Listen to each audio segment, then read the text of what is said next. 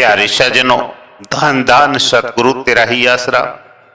इस संसार में साधु संतों को सांसारिक नजर से देखें तो देखने में बहुत ही साधारण दिखाई देते हैं।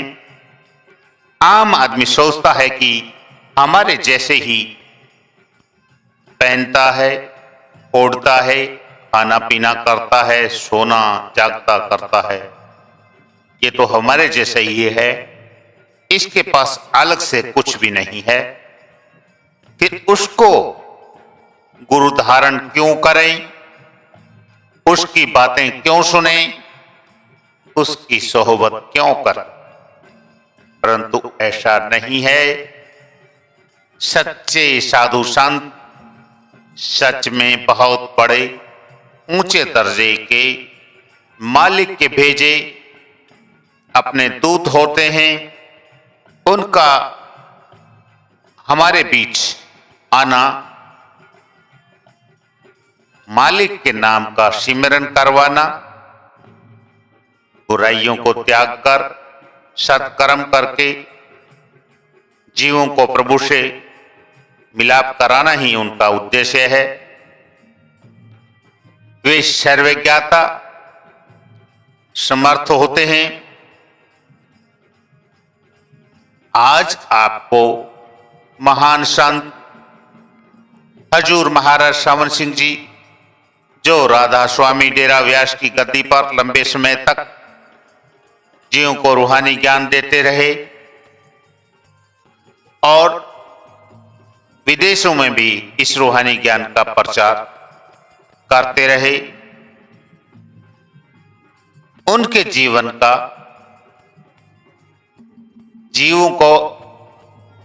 जीवन का कायाकल्प कर अपने असली मुकाम पहुंचाया की साखी आज आपको सुनाते हैं। जरा ध्यान से सुने जी। महाराज सावन सिंह जी के समय की बात है। भंडारे के दिनों में लंगर शुरू करने से पहले हजूर महाराज जी दृष्टि डालने जाते थे। उसके बाद लंगर संगत को बांटा जाता था। अभी भी ऐसी ही प्रथा है। एक बार भंडारी ने हजूर महाराज जी को दृष्टि के लिए बेनती की, परंतु बिजी होने के कारण हजूर ने कहा लंगर शुरू कर दो। लेकिन भंडारी ने कहा दृष्टि के बिना शुरू नहीं होगा। हजूर ने कहा दृष्टि डाल दी है, आप लंगर शुरू कर दो। साथ ही कहा अगर मेरी दृष्टि इस दीवार के पार काम नहीं कर सकती तो 7 समुद्र पार बैठी संगत की संभाल कैसे होगी? तब भंडारी को बात समझ में आई और लंगर शुरू किया गया। इसी की भांति बाबा जी के समय कुछ साल पहले की बात है कि संत सतगुरु की दृष्टि 7 समुद्र पार कैसे काम करती है। अमेरिका के एक सेवादार ने बताया कि वहां पर फॉरेनर्स को रिप्रेजेंटेटिव द्वारा नामदान दिया जाता है, जिसके लिए नामदान अभिलाषियों की लिस्ट, डेटा और फोटो के साथ बाबा जी से टिक वाले लोगों को नामदान दिया जाता है।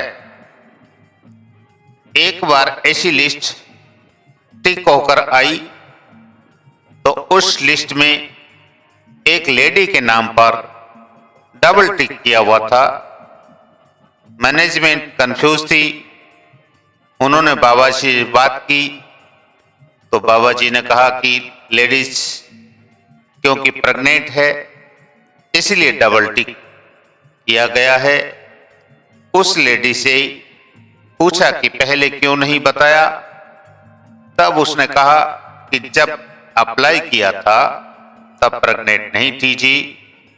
इस प्रकार बाबा जी ने ये एहसास करा दिया कि संत सतगुरुओं की अंतर्दृष्टि सात समुद्र तो क्या खंडों ब्रह्मांडों में भी काम करती है, क्योंकि संत शब्द भेदी होते हैं और वो अनामी देश से हमारे पास यहाँ आते हैं। इसलिए उनका इस त्रिलोकी से लेके अनामी तक सभी खंड ब्रह्मांडों तक उनकी अंतर्दृष्टि बनी रहती है। इसलिए किसी भी संत महात्मा को साधारण इंसान ना माने, वो एक बहुत ऊंचे दर्जे की खुदम खुदा होते हैं। धन धन सतगुरु तेरा है। बस।